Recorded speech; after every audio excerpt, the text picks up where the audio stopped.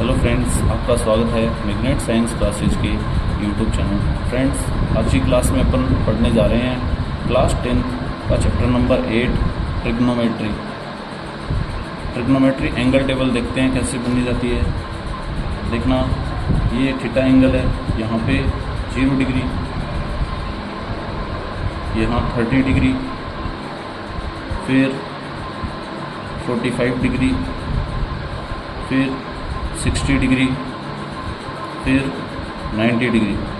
अब इन एंगल्स पे अपन ट्रिग्नोमेट्री जो अपने फंक्शंस है उन पे वैल्यू फाइंड करेंगे।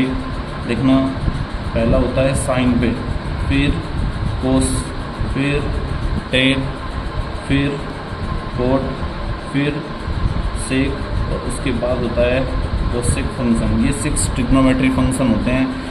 इन ट्रिग्नोमेट्री फंक्शन पर अपन एंगल्स की वैल्यू फाइंड करेंगे। देखना, सबसे पहले अपन 0 से लेकर के 4 तक की काउंटिंग लिखते हैं। 0 1 2 3 4, 0 to 4 तक की काउंटिंग लिखनी है। ये अपन बनानी सीख रहे हैं। उसके बाद ये देखना है कि इन नंबर्स में सबसे बड़ा नंबर कौन सा है। तो यहाँ पे 4 है, वो सबसे बड़ा एंगल है। तो क्या करेंगे अपन, 4 का सब में डिवाइड कर देंगे,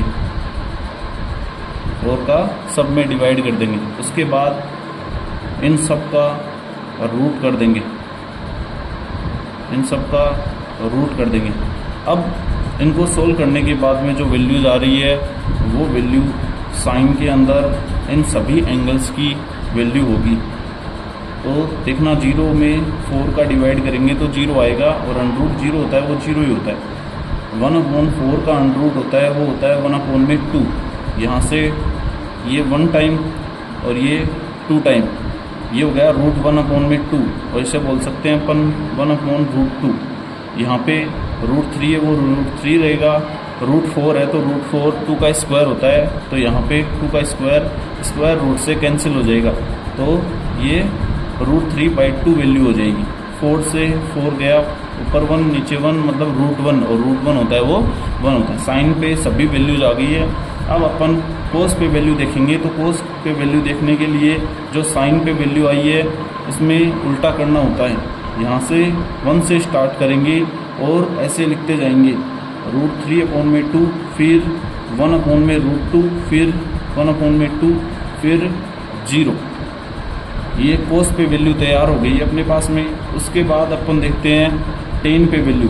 और टेन थीटा जो होता है ना, उसका एक फॉर्मूला होता है साइन थीटा अपॉन में कोस थीटा।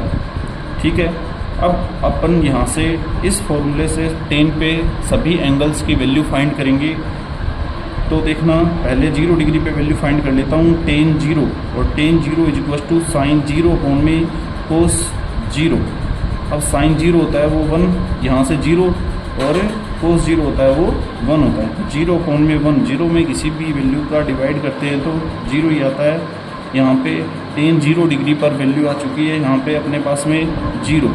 उसके बाद यहाँ से 1/2 अपॉन में √3/2, 30 डिग्री पे वैल्यू फाइंड करनी है। तो ये होगा साइन 30 अपॉन में कोस 30।